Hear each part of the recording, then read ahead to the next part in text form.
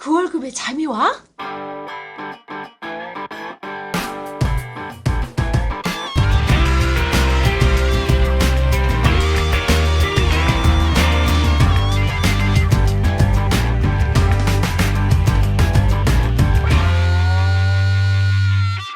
그 월급에도 잠이 오게 하는 방송 머니스토리 TV입니다. 안녕하세요, 네, 뭉치 씨. 반갑습니다. 예, 반갑습니다.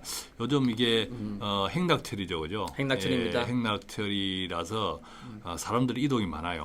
바쁘죠? 사람들 이동도 많고 요즘 돈도 이동이 많은 것 같아요. 돈도 이동도 많고. 예, 요즘 정시가 글로벌 정시가 다 달아오르는 것 같아요. 한국도 지금 한국 코스피도 계속 오르죠, 며칠 한 일주일 가량 계속 오르는 것 지금 같은데. 최근 한 6개월 거래 외국인들이 사고 있습니다. 아, 네. 외국인들이 외국인들이 많이 왔다는 소리네. 많이 왔고. 행락철이라서 그런가? 놀러 왔나 보죠, 뭐. 놀러 왔나? 네.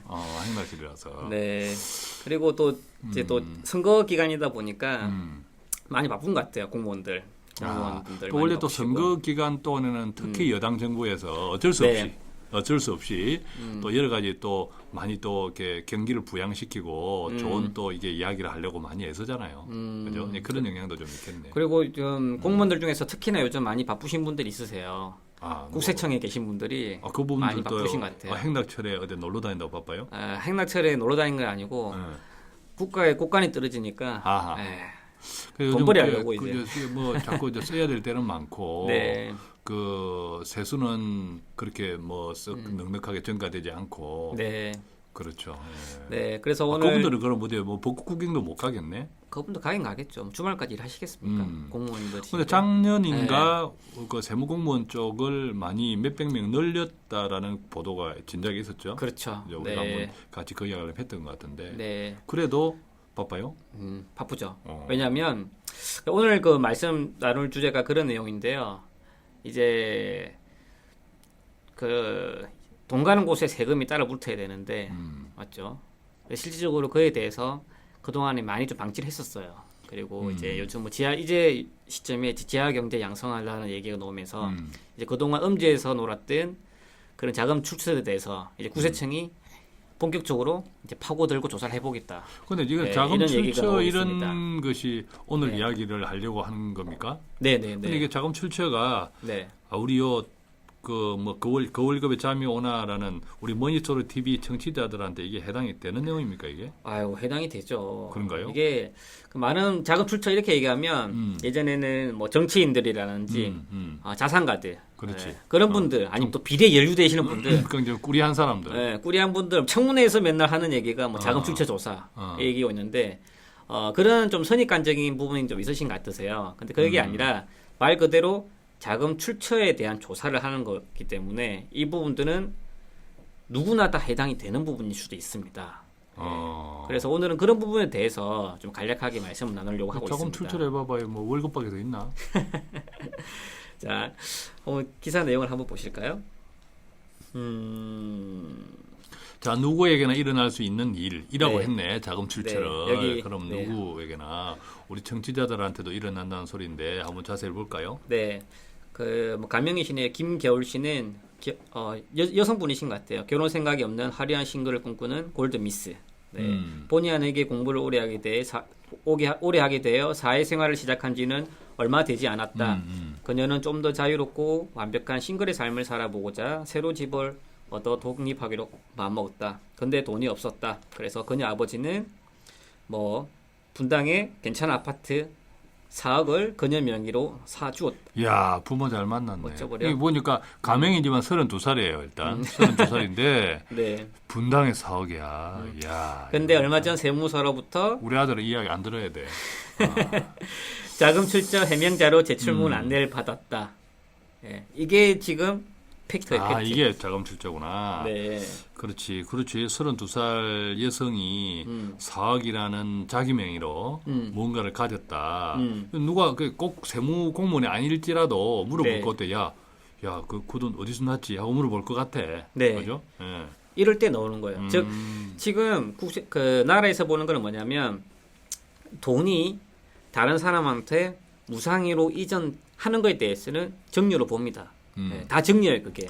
정녕. 네, 정료이기 때문에 그에 대해서는 다 정료세 세금을 물게 되는데 대신에 소액에 대해서는 안 물겠다. 그래서 뭐 성인자녀냐 아니면은 그 미성년자냐에 따라서 뭐 최대 5천만 원까지에 대해서는 물지 않겠다라는 게 이제 구체청 입장인 건데 그 이상분에 대해서는 다 이제 그 문제 삼겠다는 게 구체청 입장이에요. 그런데 구체적으로는 이제 그 어쨌든 꽁돈에 대해서는 그렇죠. 꽁돈에 대해서는 풀었으면, 세금이 있다. 꽁돈 우리가 복권에 당첨돼도 세금 있잖아요, 그죠? 꽁돈에 대해서는 또 어디 뭐 다른 기업들에서 이벤트 하면서 뭐 추첨해가지고 뭐 이렇게 조그만 선물 받아도 갈호돼 있는 게 있어요. 갈호 뭐죠? 제세 공과금 본인 부담. 그렇죠. 네, 그런 것처럼 모든 꽁돈에 대해서는 세금이 있는데 이 부모 자식 간에도 그걸 그 꽁돈으로 보는 거네. 그렇죠.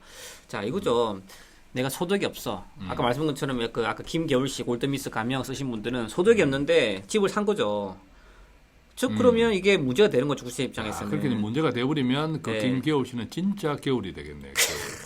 그렇지. 이 좋은 보험에 겨울이 되는 거죠. 겨울이 되네. 바로 겨울이 된다. 이게 4억짜리를 받았을 때는 봄인데 딱 뭐 세무공무원한테 전화가 드르륵 오면 그때부터 그냥 겨울로 들어간다. 겨울. 그렇죠.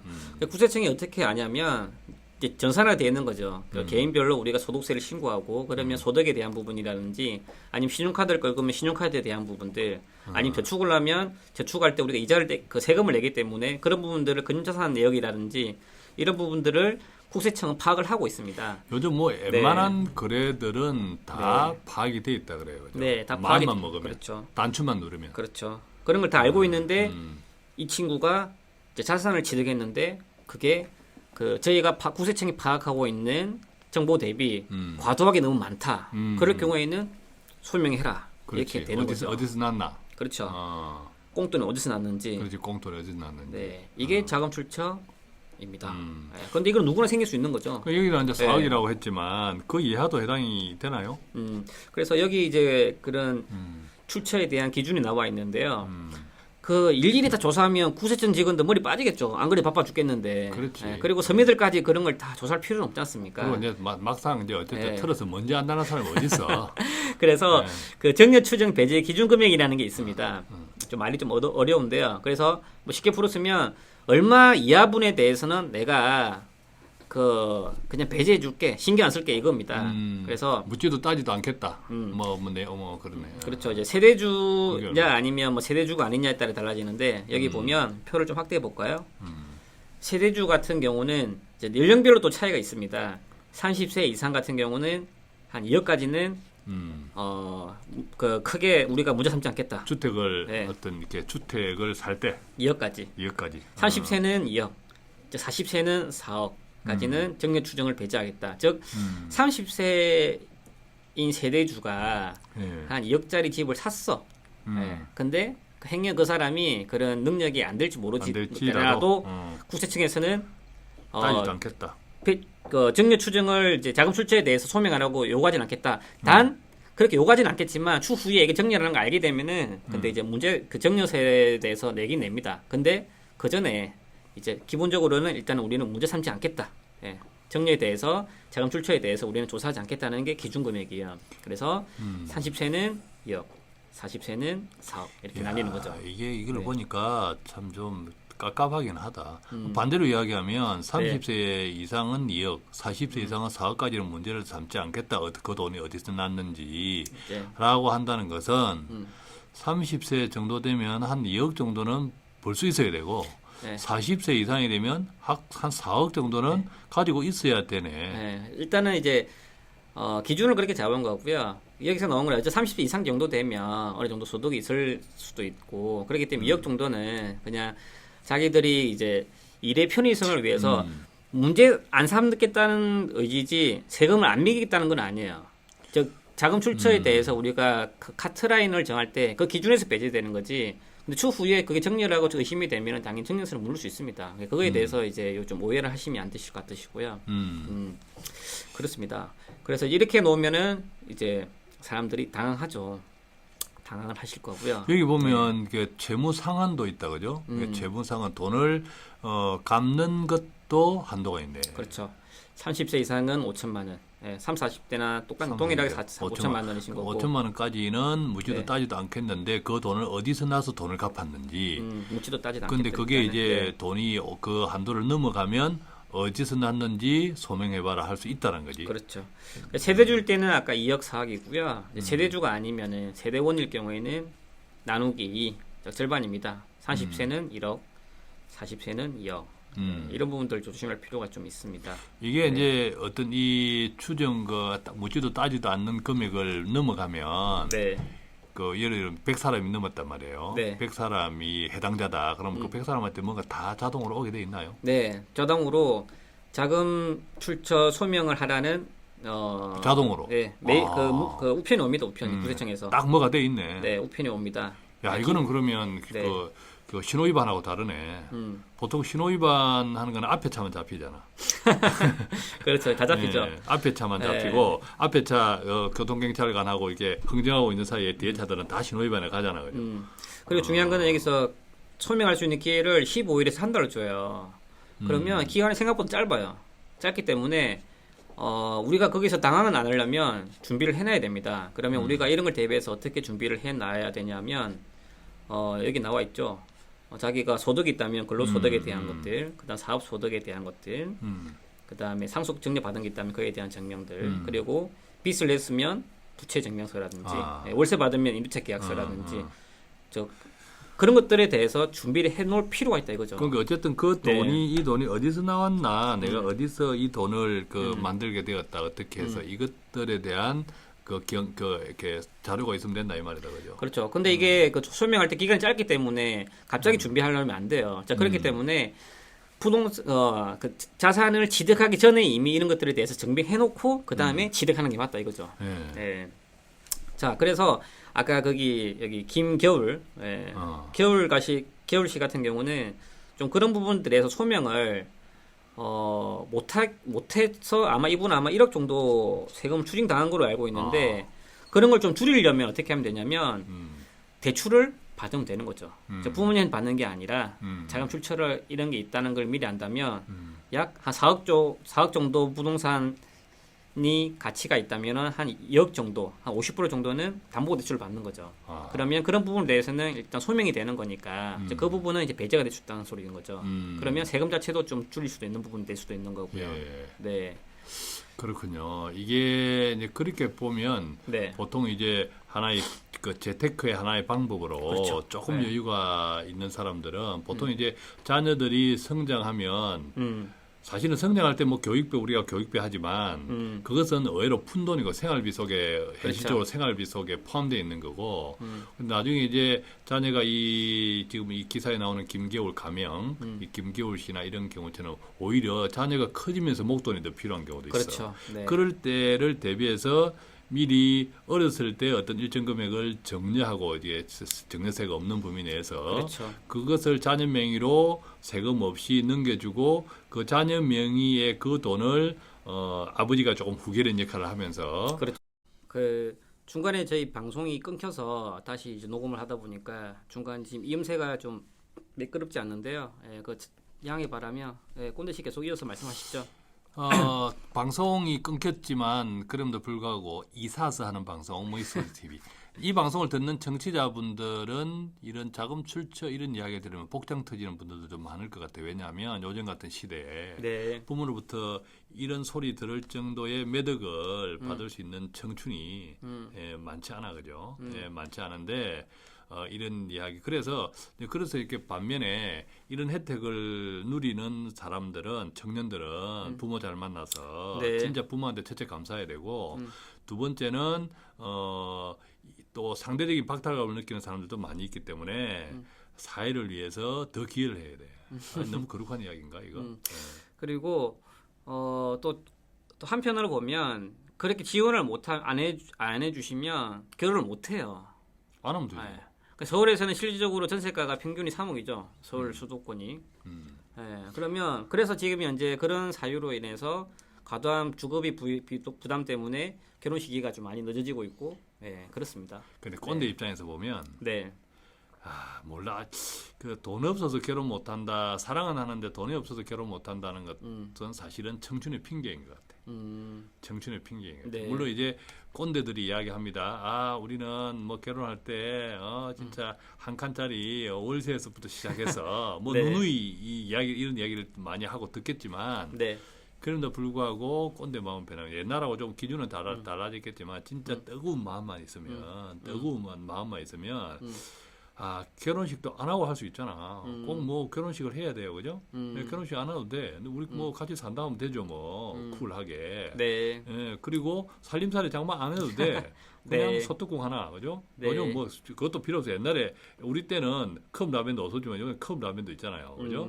예, 그럴 수도 있어. 김밥도 그 김밥도 싸고 맛있는 데도 많고. 그래서 이제 그렇게 보면 우리 뭉치 씨가 이야기한 것처럼 이렇게 지원 안 해주면 결혼 못 한다라는 것은 그건 아닌 것 같아요. 이게 지금 그만큼 주거비가 과다라는 걸 제가 그렇긴 다시 또 하지만, 반증을 이제 말씀드리는 거고요. 그렇긴 하지만. 네. 그래서 이 자금 출처 이 부분에 대해서 조금 더 말씀을 드리면 그렇게 꼰대 씨가 말씀하시는 것도 그런 케이스도 있을 것 같아요. 부모님 받는 것도 있겠지만 그런 경우도 있을 것 같아요. 부모로 받는 게 아니야. 근데 다른 사람 아니면은 이제 가족 내에서도 쉽게 말하면 이거죠. 뭐 세금이라든지 그런 것들 줄이기 위해서 야 그냥 야 네 명의로 이거 가져가 이렇게 할 수도 있는 거죠. 근데 걔는 애야. 애든 거죠.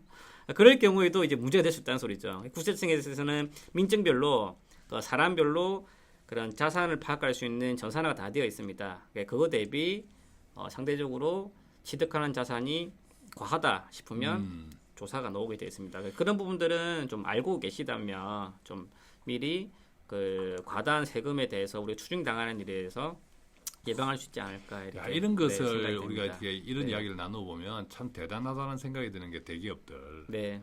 그거 보면 가끔 신문에 나오는 것처럼 뭐 이렇게 생후 몇 개월 이런 애들도 몇십억의 돈이 이제 정려지 그죠? 네. 돼 있는 경우 야 그거 머리를 얼마나 썼을까?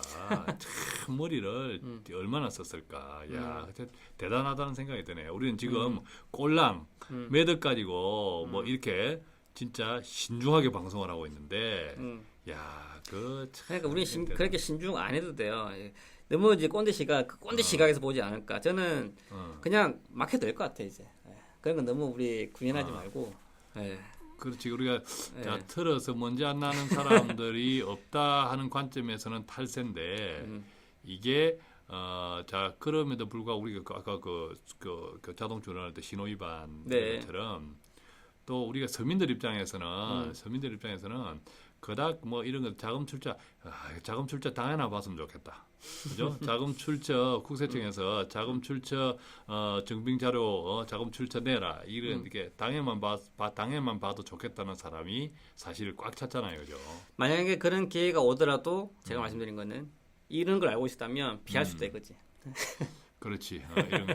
자, 그럼 우리가 네. 우리 머니스토리 TV 방송을 청취하는 그 월급에도 잠이 오게 하는 방송, 이 방송을 듣는 청취자분들은 하루 빨리 자금 출처 조사가 내일이 되는 네. 그런 세상이 빨리 도래하기를 우리가 기대하면서 네. 오늘 방송 마치도록 하겠습니다. 알겠습니다. 야, 오늘 멋지다. 엔딩 야, 좋다. 오늘 엔딩 멋지다. 좋아. 예. 네. 자, 우리 모두가 머니소리 청취자 모든 사람들이 자금 출처 조사를 받는 그날을 기대하면서 박수.